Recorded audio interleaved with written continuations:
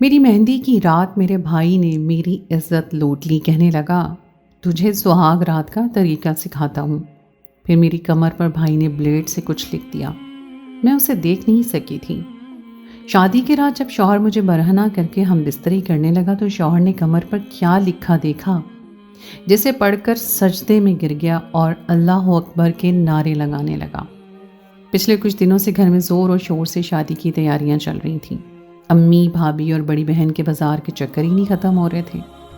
میری بڑی بہن پچھلے کچھ دنوں سے یہیں پر رہنے کے لیے آئی ہوئی تھی۔ وہ سارا دن بازار میں میرے لیے خریداری کرتی رہتی تھی اور شام گئے تک ان کی واپسی ہوتی تھی۔ ان دنوں گھر کے کاموں کے لیے امی نے ایک ملازمہ کا بندوبست کر لیا تھا۔ گھر کے سارے کام کاج وہ کرتی اور دوپہر کو اپنے گھر دوپہر کا کھانا بنانے کے بعد وہ اپنے گھر چلی جاتی تھی، اور پچھلی روٹی پکانے کا کام رہ جاتا جو کہ میں خود ہی سر انجام دے دیا کرتی تھی۔ آج میں روٹی پکا رہی تھی جب شہزاد بھائی گھر میں داخل ہوئے۔ آتے ساتھ ہی انہوں نے مجھے کھانا لگانے کو کہا اور مجھے عجیب سی الجھن بھری نظروں سے دیکھنے لگے۔ میں نے جب ان کے چہرے کی طرف دیکھا تو ان کی آنکھوں میں ناقابل فہم تاثرات تھے۔ ایک پل کو مجھے ان کی نظروں سے خوف محسوس ہوا۔ میں نے فوراً پاس پڑا ہوا دوپٹہ اپنے وجود کے ارد گرد لپیٹ لیا تھا، نہ جانے کیوں مجھے ان کی نظروں نے عدم تحفظ کا احساس دلایا تھا۔ وہ بڑی گہری بھرپور نظروں سے مجھے سر سے پاؤں تک دیکھ رہے تھے۔ میں نے انہیں وہاں سے ہٹانے کے لیے کہا کہ آپ کمرے میں جا کر بیٹھیں، میں آپ کے لیے کھانا لے کر آتی ہوں۔ وہ تو کمرے میں چلے گئے تھے، مگر میں یہ سوچنے پہ مجبور ہو گئی تھی کہ آج نہ جانے شہزاد بھائی کو ہوا کیا ہے۔ روٹی بنانے کے بعد میں کھانا لے کر شہزاد بھائی کے کمرے میں گئی تو وہ سامنے ہی بیڈ پر لیٹے ہوئے تھے، اور اس وقت وہ اپنی شرٹ سے آزاد تھے۔ انہوں نے جینز کی اوپر محض بنیان پہن رکھی تھی۔ ایک پل کو انہیں اس طرح دیکھ کر میں چھینک گئی۔ میں کھانا دے کر واپس جانا چاہتی تھی مگر انہوں نے میرا ہاتھ پکڑ لیا اور مجھے اپنے پاس بٹھا لیا۔ ان کی ہر ایک بات مجھے آج مختلف لگ رہی تھی۔ اوپر سے ان کا مجھے دیکھنے کا انداز خوف میں مبتلا کر رہا تھا۔ پچھلے کئی دنوں سے میں نوٹ کر رہی تھی کہ شہزاد بھائی کی حالت عجیب سی ہو گئی تھی۔ وہ ہر وقت گمسم سے کھوئے کھوئے سے رہتے تھے، ہر وقت فضا میں نہ جانے کیا تلاش کرتے رہتے تھے۔ انہیں جب بھی بلایا جاتا تو وہ چونک جاتے تھے۔ امی ان کی حالت دیکھ دیکھ کے کوڑتی رہتی تھیں اور مجھے کہتی تھی کہ نہ جانے شہزاد کو کیا ہو گیا، وہ تو بالکل بدل کے رہ گیا، نہ پہلے کی طرح ہنستا بولتا ہے، نہ کوئی بات کرتا ہے۔ اور امی کو پریشان دیکھ کر میں انہیں تسلی دیتی تھی کہ وہ تو ہمیشہ سے ہی ایسے ہیں، اور یہ بات ایک حد تک سچ بھی تھی۔ اس سے پہلے کہ شہزاد بھائی مجھے کچھ کہتے، میں دستک کی آواز سن کر باہر آ گئی تھی۔ آج امی اور بھابھی کافی خلاف معمول جلدی آ گئے تھے۔ وہ کہنے لگے کہ آج تمہارے سسرال والوں نے آنا ہے، اس لیے ہم لوگ گھر جلدی واپس آ گئے ہیں، اور پھر انہیں کھانا دینے کے بعد میں اپنے کمرے میں آ گئی۔ میں مسلسل شہزاد بھائی کے رویے کے متعلق سوچ رہی تھی مگر کوئی سرا میرے ہاتھ ہی نہیں آ رہا تھا۔ الجھن تھی کہ بڑھتی جا رہی تھی، اور اب تو میری شادی کے دن بھی نزدیک آ گئے تھے، اور اس دن میری مہندی تھی۔ اس دن میں اپنے کمرے میں بیٹھی ہوئی تھی اور آنے والے وقت کے متعلق سوچ رہی تھی۔ میں نے ماں باپ کے گھر میں جتنا بھی وقت گزارا تھا بہت لاڈ پیار میں گزارا تھا۔ اب میں اسی پریشانی میں مبتلا تھی کہ نہ جانے سسرال میں میرے ساتھ کیا سلوک کیا جائے۔ میرے ہونے والے شوہر نہ جانے میرے ساتھ کس طرح سے پیش آتے۔ تبھی امی نے کہا کہ وہ لوگ تھوڑی دیر کے لیے میرے سسرال میں جا رہے ہیں، وہاں پہ جا کے ان لوگوں نے مہندی کی رسم کرنی ہے۔ ہم دونوں کی مہندی ایک ہی دن تھی، پہلے میرے سسرال والے یہاں پہ رسم کرنے آئے تھے اور اب میرے گھر والے وہاں پر جا رہے تھے۔ گھر میں اب میں اور شہزاد بھائی اکیلے ہی رہ گئے تھے۔ ابو اپنے کمرے میں تھے، ابو کی طبیعت خراب تھی، وہ اپنے کمرے میں سو رہے تھے، اور میں اس وقت کھڑکی سے باہر صحن میں دیکھ رہی تھی کہ لڑکیوں کی بھی کیا زندگی ہوتی ہے۔ یہی آنگن تھا جہاں پر میں کھیل کود کر بڑی ہوئی تھی، اور اب میں یہاں سے ہمیشہ کے لیے جا رہی تھی۔ یہ سوچ کر ہی میں آب دیدہ ہو گئی تھی، اور تبھی مجھے اپنے پیچھے ایک آہٹ محسوس ہوئی تھی۔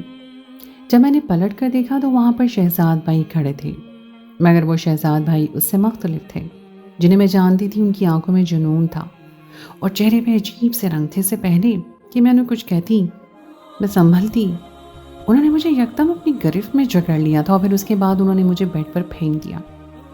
یہ ساری صورتحال میرے لیے غیر یقینی تھی، مجھے کچھ سمجھ ہی نہیں آ رہا تھا کہ سب کیا ہے۔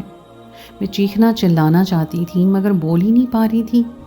یہ صورتحال میرے لیے غیر متوقع تھی، میرے حواسوں نے میرا ساتھ چھوڑ دیا تھا۔ پھر جب مجھے ہوش آیا تو وہ میری کمر پہ نہ جانے کیا لکھ رہے تھے۔ میں کچھ بھی جان نہیں پائی، میں بالکل سن ہو کے رہ گئی تھی۔ اب مجھے ایسے لگ رہا تھا جیسے مجھے کسی نے تپتے صحرا میں پھینک دیا ہو۔ میں خود بھی سوچ بھی نہیں سکتی تھی کہ شہزاد بھائی ایسا بھی کر سکتے ہیں۔ میں پوری طرح سے سسک رہی تھی، رو رہی تھی، تڑپ رہی تھی، مگر جلد ہی میں نے اپنے آنسو پونچھ لیے اور خود پر قابو پا لیا کہ اگر کسی کو پتہ چل گیا کہ مجھ پر کیا قیامت گزر چکی ہے تو نہ جانے کیا ہوگا۔ میری بدنامی الگ ہوگی اور ماں باپ الگ پریشان ہوں گے۔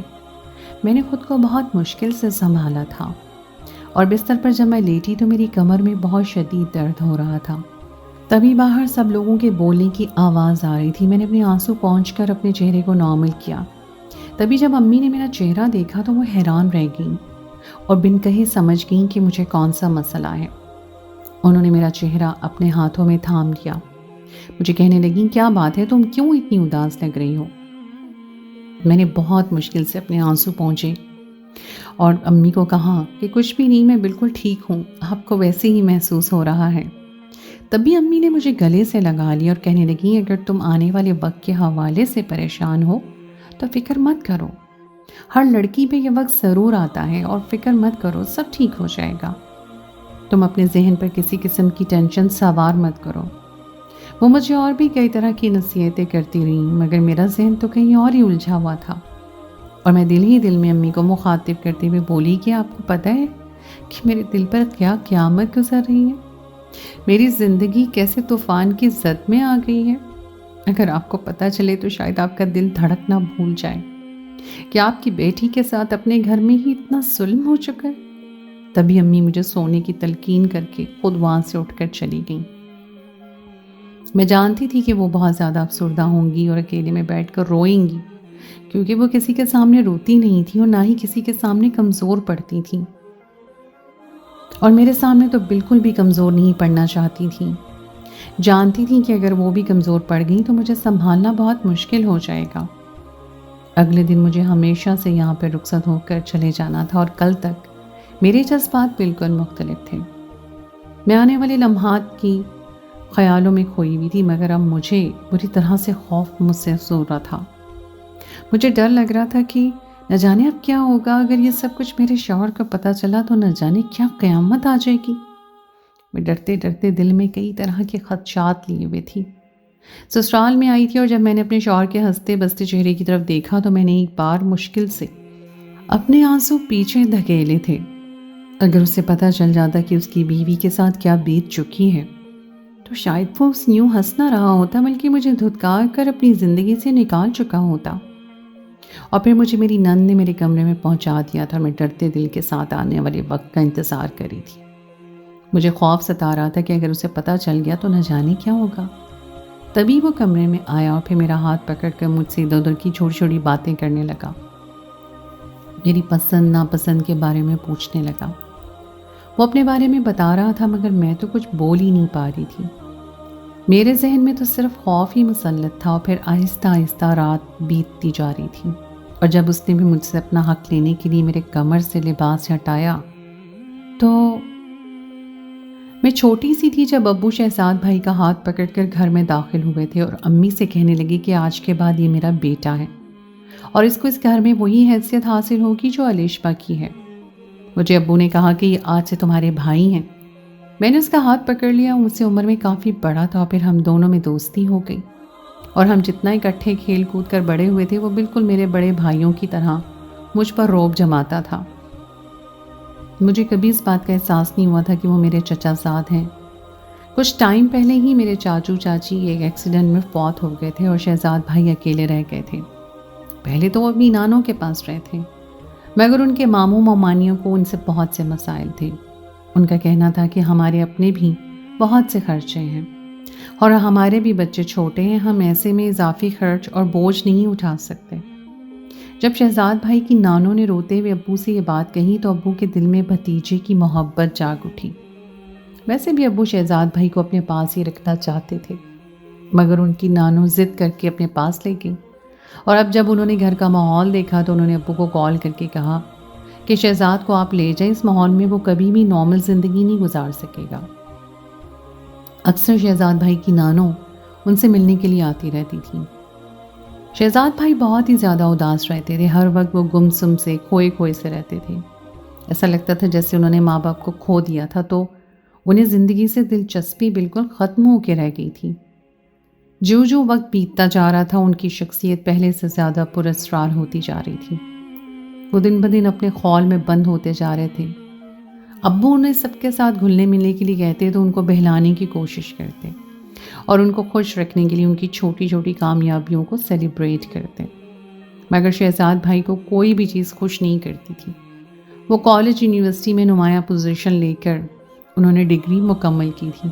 بڑی سے بڑی کامیابی پر بھی ان کا چہرہ بالکل اسپاٹ سا رہتا تھا، جیسے انہیں کسی بات سے کوئی خوشی ہی نہیں ہوتی تھی۔ انہیں ان دنوں شہزاد بھائی کو ایک بہت اچھی کمپنی میں جاب مل گئی، اور جب انہوں نے مہینے کے بعد سیلری لا کے امی کے ہاتھ میں رکھی تو امی نے اسے لینے سے انکار کر دیا اور کہنے لگی یہ تم اپنی ذات پہ خرچ کرو، یہ تمہاری محنت کی کمائی ہے۔ تب شہزاد بھائی کو میں نے پہلی بار جذباتے ہوتے ہوئے دیکھا۔ وہ کہنے لگی کہ کیا میں آپ کا بیٹا نہیں ہوں؟ کیا میں اس گھر کا فرد نہیں ہوں جو آپ مجھ سے تنخواہ لینے پہ انکار کر رہی ہیں؟ اگر آپ میری ماں ہوتی تو آپ کبھی مجھے انکار نہ کرتی۔ ان کی بات سن کر امی جذباتی ہو گئی تھی اور پھر انہیں اپنے گلے سے لگا لیا۔ یہ جذباتی منظر دیکھ کر میری آنکھیں نم ہو گئی تھیں۔ شہزاد بھائی ہر مہینے کی پہلی تاریخ کو تنخواہ لا کر امی کے ہاتھ میں رکھتے تھے اور امی بھی ان کی تنخواہ کو اس طرح سے سنبھال کے رکھ دیا کرتی تھیں۔ وہ ان پیسوں کو ان کی شادی کرنے کے لیے رکھ رہی تھیں۔ وہ کہتی تھی کہ مجھ پر اس بچے کا ایک پیسہ بھی حرام ہے، کل کو اس کے ننیان والے باقی سب لوگ کیا سوچیں گے؟ کیا ہم نے محض اس لیے اسے گھر میں رکھا ہوا تھا تاکہ کل کو اس کی کمائی کھا سکے؟ میں لوگوں سے یہ طعنہ نہیں برداشت کر سکتی، اور یوں بھی اللہ کا دیا ہمارے پاس سب کچھ ہے، ہمیں کس چیز کی کمی ہے؟ انہی دنوں شہزاد بھائی بہت خوش رہنے لگے۔ ان کے چہرے پہ ہر وقت مسکراہٹ رہنے لگی تھی اور اکثر وہ گنگنانے بھی رہنے لگے۔ یہ دیکھ کر میں حیران پریشان رہتی تھی کہ شہزاد بھائی جیسا انسان بھی ہنس بول سکتا ہے۔ یہ میرے لیے کسی انہونی جیسی بات تھی۔ اور پھر کچھ ٹائم مزید گزرا تو دوبارہ سے شہزاد بھائی اپنے پہلے خول میں جیسے آ گئے تھے۔ وہ پہلے سے بھی زیادہ کم گو اور سنجیدہ ہو گئے تھے۔ وہ اس قدر خاموش رہتے تھے کہ ان کی سنجیدگی سے مجھے خوف محسوس ہونے لگا تھا۔ انہی دنوں میرے لیے ایک بہت اچھی فیملی سے رشتہ آ گیا تھا۔ امی ابو کو وہ رشتہ بہت پسند تھا، اور جب شہزاد بھائی میرے ہونے والے منگیتر سے ملے تو انہوں نے امی ابو کو کہہ دیا کہ وہ یہاں پر میری شادی نہ کریں۔ ان کی بات سن کر امی ابو دونوں حیران رہ گئے اور ان کی طرف سوالیہ نظروں سے دیکھنے لگے۔ تو شہزاد بھائی کے پاس کوئی جواب نہیں تھا۔ وہ کہنے لگے کہ میں نے کسی سے سنا تھا کہ اس کی کمپنی اچھی نہیں ہے۔ یہ سن کر ابو نے گہرا سانس لیا اور کہنے لگے کہ اکثر نوجوانی میں لڑکوں کے کئی طرح کے دوست بن جاتے ہیں، اور یہ کوئی اتنی قابل گرفت بات نہیں ہے۔ یوں بھی وہ ایک اچھا سلجھا ہوا پڑھا لکھا لڑکا ہے، اور مجھے یقین ہے وہ ہماری بیٹی کو خوش رکھے گا۔ میں نے بھی جب اپنے ہونے والے شوہر کی تصویر دیکھی تو مجھے بھی وہ دیکھنے میں پسند آ گیا، مگر نہ جانے کیوں شہزاد بھائی کو اس رشتے پہ اعتراض تھا۔ امی ابو نے جہاں سے بھی میرے ہونے والے شوہر کے بارے میں پتہ کروایا تو ہر جگہ سے انہیں یہی سننے کو ملا تھا کہ بہت اچھے انسان ہیں، اور امی ابو مطمئن ہو گئے تھے۔ ان کا خیال تھا شاید شہزاد بھائی کو کوئی غلط فہمی ہو گئی ہوگی۔ شہزاد بھائی نے اس کے بعد اس رشتے کے بارے میں بالکل بھی اپنی رائے کا اظہار نہیں کیا تھا۔ وہ بالکل گمسم ہو کے رہ گئے تھے، اور اب جب شادی سے ایک دن پہلے انہوں نے میرے ساتھ یہ سب کچھ کیا تو میرے لیے کسی بھی طرح سے برداشت کرنے کے قابل نہیں تھا۔ جب میرے شوہر نے اس رات میری کمر دیکھی تو وہ بے اختیار اونچی اونچی آواز میں رونے لگا۔ اس کی آنکھوں سے آنسو گر رہے تھے۔ میں اس کو روتا دیکھ کے گھبرا گئی، اور جب پلٹ کر اس کی طرف دیکھا تو اس کی آنکھوں سے آنسو موتیوں کی صورت میں بہہ رہے تھے۔ میں نے اس سے بہت پوچھنے کی کوشش کی، مگر وہ کچھ بتانے پر تیار ہی نہیں تھے۔ نہ جانے انہیں کس بات کا غم تھا جو رلا رہا تھا۔ آخر میری کمر پہ ایسا کیا لکھا تھا جس کی وجہ سے وہ اس قدر حواس باختہ ہو گئے تھے؟ تبھی انہوں نے مجھے کہا کہ تم سو جاؤ اور اس بارے میں کسی سے ذکر مت کرنا۔ میں ان کے الجھے ہوئے رویے پہ حیران پریشان سی رہ گئی تھی، اور آدھی رات تک میں یہی سب کچھ سوچتی رہی کہ میں تو سمجھ رہی تھی کہ میرے شوہر کو غصہ آئے گا، مگر ان کا رونا میری سمجھ سے باہر تھا، اور میں یہی سب کچھ سوچتے سوچتے نہ جانے کب نیند کی وادیوں میں کھو گئی تھی۔ ولیمہ حسب روایت ہی ہوا تھا اور اس کے بعد میں امی ابو کے گھر میں جب مکلاوے کی رسم کے لیے آئی تو میں اپنے کمرے سے باہر ہی نہیں نکلی۔ میرا شہزاد بھائی کا سامنا کرنے کا دل ہی نہیں چاہ رہا تھا۔ مجھے ان سے اس وقت اتنی نفرت محسوس ہو رہی تھی جیسے میں نے آج تک کبھی کسی کے لیے محسوس نہیں کی تھی، اور اوپر سے میرے شوہر کا حیران کن رویہ مجھے پاگل کر دینے کے لیے کافی تھا۔ اور پھر 2 دن کے بعد جب میرے شوہر مجھے لینے کے لیے آئے تو میں بجھے دل کے ساتھ ان کے ساتھ چلی گئی تھی۔ یکدم میری زندگی بدل کے رہ گئی تھی۔ کچھ دن پہلے تک تو میں بہت خوش تھی، آنے والی زندگی کے بارے میں سپنے بھی بنتی تھی، مگر اب جیسے سب کچھ کھو گیا تھا۔ ساری خوشی جیسے کہیں کھو گئی تھی۔ اپنے شوہر کے بارے میں نے سنا تھا کہ وہ بہت ماڈرن تھے، مگر اب جب میں نے انہیں دیکھا تو وہ دیکھتے تو ماڈرن تھے مگر وہ مذہب سے بھی بہت قریب تھے۔ وہ نماز کا 5 وقت ادا کرتے اور اکثر رات کو اٹھ کے تہجد بھی پڑھتے اور اکثر روتے بھی رہتے تھے، اور یہ دیکھ کے میں حیران پریشان ہوتی تھی۔ جانے انہیں کیا غم تھا کہ ان کا رونا ہی نہیں کم ہوتا تھا۔ جب بھی وہ مجھے دیکھتے تھے تو پیار سے میرے بالوں کو سہلاتے اور ان کی آنکھوں میں میرے لیے اس قدر عزت ہوتی تھی جسے دیکھ کر میں نظریں چرانے لگتی تھی اور سوچنے لگتی اگر انہیں سچ پتہ چلا تو نہ جانے وہ میرے ساتھ کیا سلوک کریں گے۔ اس دن میں سو رہی تھی جب ایک عجیب سی آواز سن کر میری آنکھ کھل گئی۔ وہ میرے شوہر کے رونے کی آواز تھی۔ وہ اونچی اونچی آواز میں رو رہے تھے اور اللہ سے اپنے گناہوں کی معافی مانگ رہے تھے۔ میں یہ سب دیکھ کے اپنی جگہ سے اٹھ کر بیٹھ گئی۔ نہ جانے انہیں کیا غم تھا جس کی وجہ سے وہ اس قدر بے چین تھے۔ اب جب وہ نماز پڑھنے کے بعد میرے پاس آ کر بیٹھے تو مجھے جاگتے پا کر وہ ٹھٹک گئے، کہنے لگے کیا بات ہے، تم ابھی تک جاگ رہی ہو؟ وہ واضح طور پہ گڑبڑا گئے تھے اور اب میں سب سے تنگ آ چکی تھی۔ میں ان سے کہنے لگی کہ آخر آپ مجھے سب کچھ بتاتے کیوں نہیں؟ آخر آپ کے ساتھ کیا مسئلہ ہے؟ اور آپ اس دن بھی مجھے دیکھ کے رو پڑے تھے اور اب بھی راتوں کو روتے ہیں، آخر سب کی کیا وجہ ہے؟ ان کے چہرے پر عجیب سے رنگ پھیل گئے تھے۔ وہ کہنے لگے یہ ایک ایسی بات ہے جسے شاید تم سن کر برداشت نہ کر سکو، مگر اب تو میرے تجسس میں اضافہ ہو گیا تھا اور میں انہیں کہنے لگی کہ اب تو میں جان کے رہوں گی کہ بات کیا ہے۔ تبھی وہ کہنے لگے کہ تمہارے شہزاد بھائی کو میں کافی ٹائم سے جانتا ہوں۔ کچھ ٹائم پہلے تک وہ میرا بہت اچھا دوست تھا۔ ان کی بات میرے لیے انکشاف سے کم نہیں تھی۔ اگر شہزاد بھائی ان کے دوست تھے تو وہ پھر شادی سے انکار کیوں کر رہے تھے؟ ان کی اگلی بات نے مجھے چونکا دیا۔ وہ کہنے لگے ہم دونوں ایک ہی آفس میں جاب کر رہے تھے، میرے پاپا کا بزنس تھا، وہ مجھے اپنے ساتھ آنے کو بولتے تھے، مگر مجھے جاب کرنے کا شوق تھا، میں ایکسپیرینس بھی کرنا چاہتا تھا، اس لیے اس کمپنی میں میں جاب کر رہا تھا جہاں پہ شہزاد تھا۔ اسی آفس میں ایک لڑکی تھی، وہ بہت غریب گھرانے کی خاصی شریف لڑکی تھی اور بہت خوبصورت بھی تھی۔ میں ہمیشہ سے فلرٹ واقع ہوا تھا اور جب میں نے اس لڑکی کو دیکھا تو اس پہ میرا دل آ گیا۔ میں نہیں جانتا تھا کہ شہزاد اس کو پسند کرتا ہے اور میں بھی اس لڑکی کے پیچھے تھا۔ میں نے لڑکی کو پرپوز کیا مگر اس نے مجھے انکار کر دیا اور پھر میں اس کے پیچھے پڑ گیا۔ جب ایک دن اسے میں نے بہت تنگ کیا تو اس لڑکی نے ایک دن مجھے تھپڑ مار دیا اور میں اس بات کو اپنی انا پر لے گیا۔ میں اس لڑکی سے بدلہ لینے کے منصوبے بنانے لگا اور اس دن مجھے اس بات کا موقع مل گیا۔ موسم بہت ہی زیادہ خراب تھا، شاید بارش ہو رہی تھی۔ ایک ایک کر کے آفس کے تمام ورکرز چلے گئے تھے اور آفس میں ہم دونوں ہی رہ گئے تھے۔ اس وقت وہ اپنے کام میں اتنی محو تھی کہ اسے کسی کے آنے جانے کا پتہ ہی نہیں چلا۔ یوں بھی وہ سب سے آخر پر چھٹی کرتی تھی اور اب جب میں نے دیکھا کہ آفس میں کوئی بھی نہیں ہے، باہر صرف گارڈ تھا، تبھی میں نے گارڈ کو خرید لیا اور اسے کہا کہ جب تک میں نہ کہوں کسی کو اندر مت بھیجنا۔ اور پھر اس کے بعد میں نے اس لڑکی کو استعمال کیا اور اسے اپنی بے عزتی کا بدلہ لے لیا۔ بعد میں مجھے پتا چلا کہ شہزاد اس سے شادی کرنا چاہتا تھا اور اس لڑکی نے خودکشی کر لی اور مرنے سے پہلے اس نے شہزاد کو یہ ساری بات بتا دی تھی۔ اس دن شہزاد نے تمہاری کمر پر لکھا تھا کہ دل تو میرا چاہ رہا ہے کہ میں تم سے بھی تمہاری خوشیاں اسی طرح چھینوں جس طرح تم نے میری خوشیاں مجھ سے چھینی تھی، مگر کیا کروں، یہ میری بہن ہے اور میں اپنی بہن کے ساتھ کچھ غلط نہیں کر سکتا۔ اپنے شوہر کے منہ سے یہ بات سن کر میرا منہ کھلے کا کھلا رہ گیا۔ میں اتنے ٹائم سے یہ سمجھ رہی تھی کہ اس کا مطلب یہ تھا کہ مجھے غلط فہمی ہوئی تھی اور میں بالکل محفوظ تھی، مگر مجھے اپنے شوہر سے شکوہ تھا۔ انہوں نے ایک لڑکی کے ساتھ ایسا کیوں کیا؟ اور جب میں نے ان سے خفگی کا اظہار کیا تو وہ پھر سے رونے لگے، کہنے لگے کہ یہ ایک ایسا پچھتاوا ہے جو شاید زندگی بھر میرے ساتھ رہے گا، اور میں اس بات پر بہت شرمندہ ہوں، تو مجھے معاف کر دو۔ میں وعدہ کرتا ہوں کہ آج کے بعد ایسا کچھ بھی نہیں کروں گا۔ ان کی بات سن کر میں بھی رو پڑی تھی۔ یوں بھی اب جو ہونا تھا وہ تو ہو گیا تھا، اب اور کیا ہو سکتا تھا۔ میرے دل سے یہ غلط فہمی دور ہو گئی تھی کہ شہزاد بھائی نے میرے ساتھ کچھ غلط نہیں کیا تھا، جبکہ انہوں نے موقع ہونے کے باوجود بھی مجھے چھوڑ دیا، اور یہ ان کا ظرف تھا جو انہوں نے میرے شوہر سے اس کے کیے کا انتقام نہیں لیا تھا۔